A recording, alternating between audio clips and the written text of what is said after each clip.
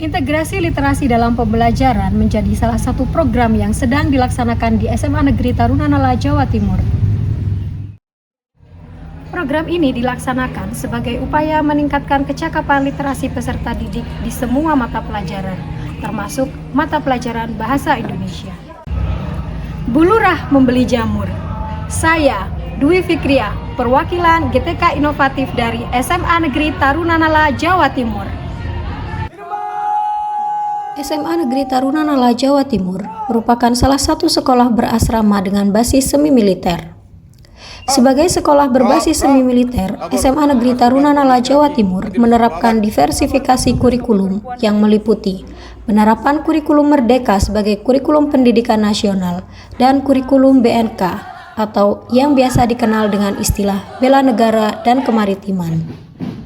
Penerapan diversifikasi kurikulum ini berdampak pada padatnya kegiatan peserta didik di SMA Negeri Tarunanala, Jawa Timur. Selain aktivitas fisik yang menguras energi, terbatasnya akses peserta didik ke dunia luar menjadikan peserta didik memiliki ketergantungan yang cukup tinggi terhadap laptop.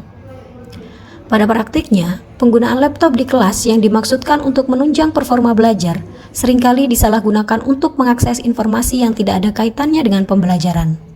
Dalam beberapa kesempatan, guru tidak jarang menemukan peserta didik yang menggunakan laptopnya di jam pelajaran untuk mengakses media sosial, aplikasi permainan digital, menonton film, atau mengakses kanal YouTube. Kecenderungan peserta didik yang kurang bijak dalam menggunakan laptop juga berdampak pada pembelajaran bahasa Indonesia.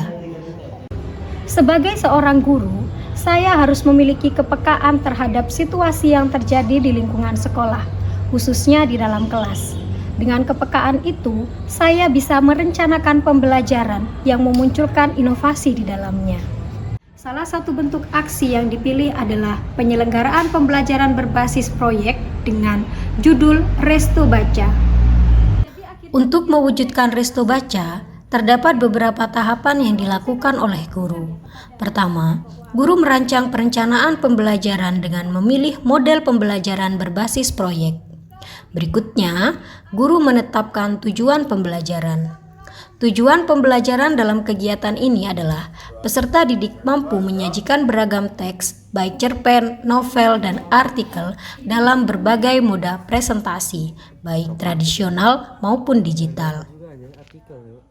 Dalam merancang kegiatan pembelajaran pada setiap pertemuan, guru memilih istilah-istilah unik agar peserta didik merasakan atmosfer membangun sebuah restoran.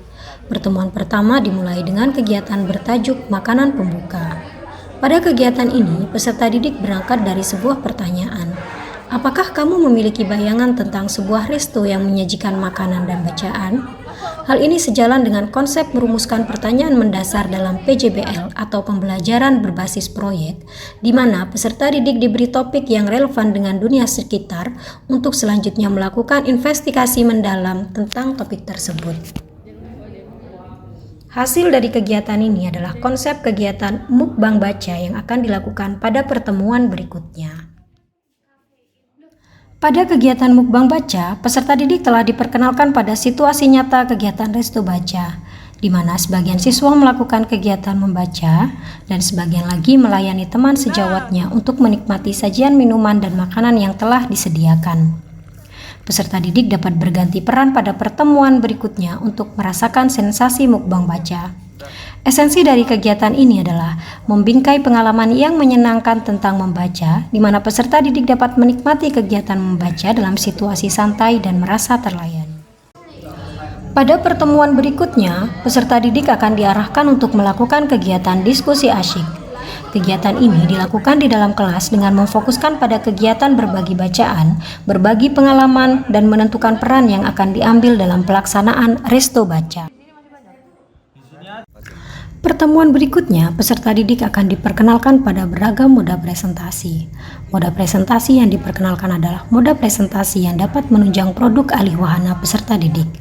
Peserta didik diperkenalkan pada beberapa aplikasi digital untuk membuat video, komik, diagram, poster, dan lain sebagainya yang memungkinkan peserta didik menuangkan ide presentasinya dengan media yang menarik.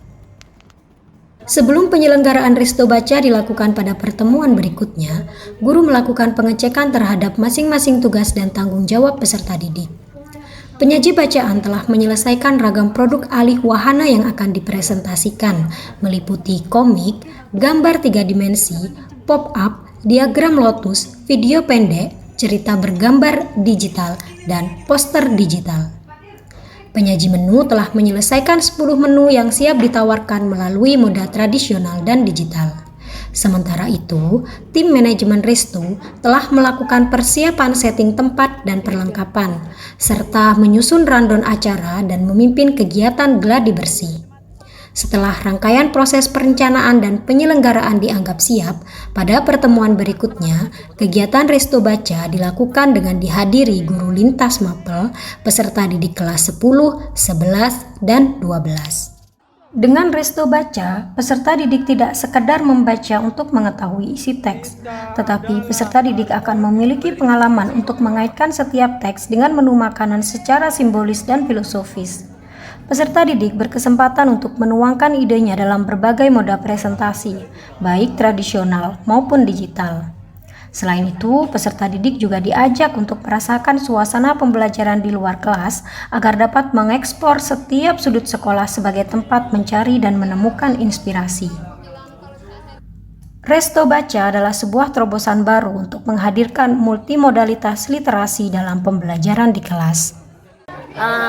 Kelas 12.1, selamat ya. Kalian sudah membentuk kafe yang dengan nama-nama menu makanan yang mengkaitkan dengan pengalaman membacanya, mengkaitkan dengan apa yang diperoleh dari proses membacanya. Cukup mind blowing dan tentunya tidak terduga, cukup menantang juga, seru banget. Sangat menyenangkan karena kita bisa menyalurkan ide kita ke dalam pembelajaran. Saya senang sekali, saya tertarik dengan es teh lemon tea bawah laut, kemudian sagu pendidikan, kemudian apa tuh yang hujan rintik itu? Teh tarik rintik hujan. Keren-keren. Semuanya nanti jadi manajer, semua memiliki kafe dan diimplementasikan dalam hidupnya. Dan saya mengharapkan betul ada kegiatan serupa yang tidak hanya notabene bahasa Indonesia, karena ini hari bulan bahasa Oktober, bisa Jerman, bisa Inggris, bisa Jawa, kolaborasi menjadi wisata edukasi. Metode pembelajaran ini sangat unik dan juga kreatif. Mengapa unik? Karena yang biasanya para siswa mempresentasikan tugasnya di dalam kelas ataupun di Majapahit ataupun juga di perpus, untuk kali ini sangat berbeda, yaitu di Taman KSA yang baru saja selesai dibangun. Dan juga mengapa kreatif? Karena para tamu undangan akan sajian makanan dan sangat menguntungkan bagi tamu undangan, terutama saya juga.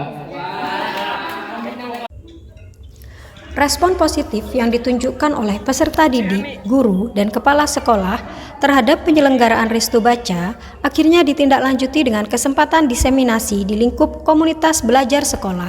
Hal ini bertujuan untuk memberikan inspirasi dan motivasi pada guru agar mereka dapat menerapkan integrasi literasi yang efektif dan efisien di semua mata pelajaran. Dengan Resto Baca, peserta didik tidak hanya melakukan kegiatan membaca untuk kepuasan diri sendiri atau sekedar menyelesaikan tugas saja. Peserta didik melakukannya untuk berbagi dengan orang lain. Nilai inilah yang perlu ditanamkan kepada peserta didik agar mereka mencapai kebermaknaan dalam pembelajaran. Demikian dari saya, terima kasih, sampai jumpa.